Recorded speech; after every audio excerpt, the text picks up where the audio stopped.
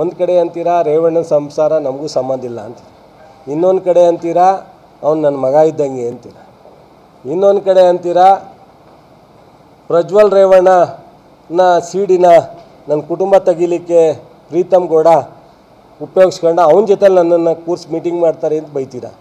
ಇನ್ನೊಂದು ಹೇಳ್ತೀರಾ ಮಹಾನ್ ನಾಯಕ ಕಾಂಗ್ರೆಸ್ನವರು ಸಿಡಿನ ಬಿಡುಗಡೆ ಮಾಡಿದ್ರು ಅಂತೀರ. ಯಾರ ವಿಚಾರನ ನೀವು ಒಂದು ಕಾನ್ಸ್ಟೆಂಟಾಗಿ ಪ್ರಚಾರ ಮಾಡ್ತೀರಾ? ಇಲ್ಲ ಡಿ ಕೆ ಅವರೇ ಇದನ್ನು ಮಾಡಿದ್ರು ಅಂತ ಹೇಳ್ತೀರಾ, ಅದನ್ನು ಹೇಳಕ್ಕೆ ತಯಾರಿಲ್ಲ. ಬೆಳಗ್ಗೆ ಎದ್ದು ಪ್ರೀತಮ್ ಗೌಡ ಅಂತೀರ, ಸಾಯಂಕಾಲ ಎದ್ದು ಡಿ ಕೆ ಅಂತೀರ.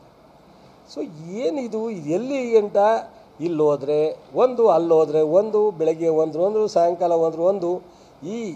ಈ ಒಂದು ಸಂಪೂರ್ಣವಾಗಿ ಅವ್ರ ಕೇಂದ್ರದಲ್ಲಿ ಮಂತ್ರಿ ಆಗಿರೋದು, ಇನ್ನೊಬ್ಬರನ್ನ ಬೈಯೋದು, ಟೀಕೆ ಮಾಡೋದು, ಕಾಂಗ್ರೆಸ್ಸಿನ ಲೀಡ್ರ್ಗಳ ವಿರುದ್ಧ, ಸಿದ್ದರಾಮಯ್ಯನ ವಿರುದ್ಧ, ಡಿ ಕೆ ವಿರುದ್ಧ, ನಮ್ಮಂಥವ್ರ ವಿರುದ್ಧ ಮಾತಾಡಲಿಕ್ಕೆ ಅವರಿಗೆ ಅಧಿಕಾರ ಉಪಯೋಗಿಸ್ಕೋತಾ ಇದ್ದಾರೆ ವಿನ ಆ ಸಂಸದರಾಗಿ ಮತ್ತು ಮಂತ್ರಿಯಾಗಿ ಈ ರಾಜ್ಯಕ್ಕೆ, ಈ ರಾಷ್ಟ್ರಕ್ಕೆ ಏನಾರು ಮಾಡಬೇಕು ಅನ್ನೋದು ಅವ್ರ ತಲೆಯೊಳಗೆ ಇದೆಯೋ ಇಲ್ವೋ ಗೊತ್ತಿಲ್ಲ.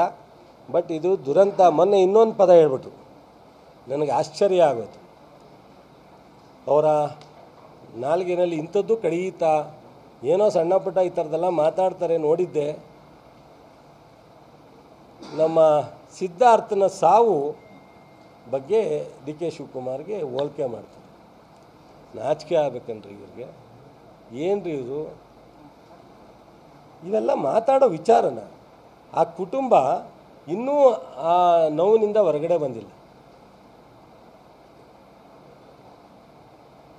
ಎಸ್ ಎಂ ಕೃಷ್ಣ ಅವರು, ಡಿ ಕೆ ಶಿವಕುಮಾರು ಇವತ್ತು ಸಹ ಅಪ್ಪ ಮಕ್ಕಳ ಥರ, ಅಣ್ಣ ತಮ್ಮದಿರ ಥರ ಇದ್ದಾರೆ.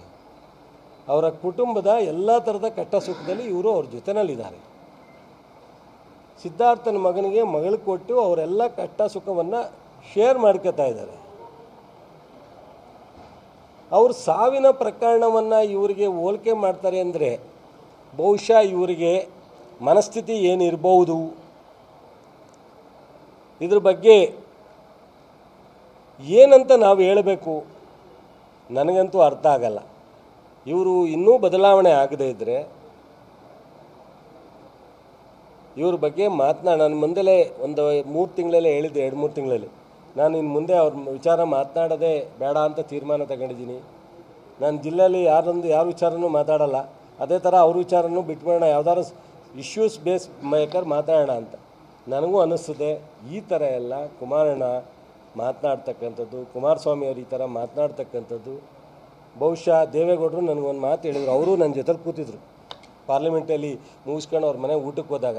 ಚಲುವರಾಯಸ್ವಾಮಿ, ಯಡಿಯೂರಪ್ಪನ ವಿಚಾರದಲ್ಲಿ ನಿಮ್ಮ ಕುಮಾರಸ್ವಾಮಿ ಭ್ರಷ್ಟಾಚಾರದ ವಿಚಾರದಲ್ಲಿ ಮಾತಾಡ್ತಾರಲ್ಲ, ನಾನು ಹವಾಯಿ ಚಪ್ಪಲಿ ಹಾಕ್ಕೊಂಡು 2 ಜುಬ್ಬ ಹಾಕ್ಕೊಂಡು ಜೀವನ ಪೂರ್ತಿ ಹವಾಯಿ ಚಪ್ಪಲಿಲೇ ಜುಬ್ಬದಲ್ಲೇ ಕಾಲ ಕಳೆದೆ. ನಂತರನೇ ನನ್ನ ಮಕ್ಕಳು, ನನ್ನ ಮೊಮ್ಮಕ್ಕಳೆಲ್ಲ ಇದ್ದಾರೇನಪ್ಪ, ಮನೇಲಿ ಕೂತ್ಕೊಂಡ್ರೆ ಇವಂದೇನೋ ಅಂತಾರೆ, ಅವನದೇನೋ ಅಂತಾರೆ. ನನಗೆ ಈ ಕಿವಿಲ್ ಕೇಳಿದ್ದು ಏನಪ್ಪ ಆಶ್ಚರ್ಯನ, ನೆಮ್ಮದೇ ಇರ್ಬೋದಾ ಅನಿಸುತ್ತೆ. ಇವನು ಮಾತಾಡಲಿಕ್ಕೆ, ನಾನೊಬ್ಬ ಪ್ರಧಾನಿಯಾಗಿದ್ದವನು, ಒಬ್ಬ ಪ್ರಧಾನಿ ಸ್ಥಾನದಲ್ಲಿ ಕೂತ್ಕೊಂಡು ಏನು ಬೇಕಾದ್ರೂ ಎನ್ಕ್ವೈರಿ ಮಾಡಲಿಕ್ಕೆ 10 ನಿಮಿಷಕ್ಕೆ ಅವಕಾಶ ಇದೆ. ಇದೆಲ್ಲ ಅವಶ್ಯಕತೆ ಇದೆಯಾ ನಿನ್ನ ಸ್ನೇಹಿತನಿಗೆ? ನಾನು ಕ್ಲೀನ್ ಅಂತ ಹೇಳ್ಕೋಬೋದು. ನಾನು ಇಡೀ ಕುಟುಂಬ ಇವತ್ತು ಅವರವರೇ ಮಾತಾಡ್ಕೊಳ್ಳೋದು ನೋಡಿದ್ರೆ ಮನೆಯಲ್ಲಿ ನನಗೆ ಆಶ್ಚರ್ಯ ಆಗುತ್ತೆ. ನಂತರ ಹವಾಯಿ ಚಪ್ಪಲಿ ಹಾಕ್ಕೊಂಡೆ ಇವ್ರು ಯಾರೂ ಬದುಕಿಲ್ಲ, ನಂತರ ಜುಬ್ಬ ಹಾಕ್ಕೊಂಡೆ ಇವ್ರು ಯಾರೂ ಬದುಕಿಲ್ಲ ಅಂತ ನನ್ನನ್ನು ಅವನು ಕೂರ್ಸ್ಕೊಂಡು ಊಟ ಮಾಡ್ತಾ ಇವೆಲ್ಲ ಬೇಕಿಲ್ಲ. ಗಾಜಿನ ಮನೇಲಿ ಇದ್ಕೊಂಡು ಕಲ್ಲು ಹೊಡಿಯೋದು ಬೇಕಿಲ್ಲ. ಇನ್ನೊಬ್ಬರ ಬಗ್ಗೆ ವೈಯಕ್ತಿಕ ಮಾತನಾಡೋದು ಒಳ್ಳೆಯದಲ್ಲ. ನಿನ್ನ ಫ್ರೆಂಡ್ಗೆ ಹೇಳು ಅಂತ ಅವ್ರನ್ನ ಕೂರ್ಸ್ಕೊಂಡು ಊಟ ಮಾಡ್ತಾ ಹೇಳಿದ್ರು ದೇವೇಗೌಡ.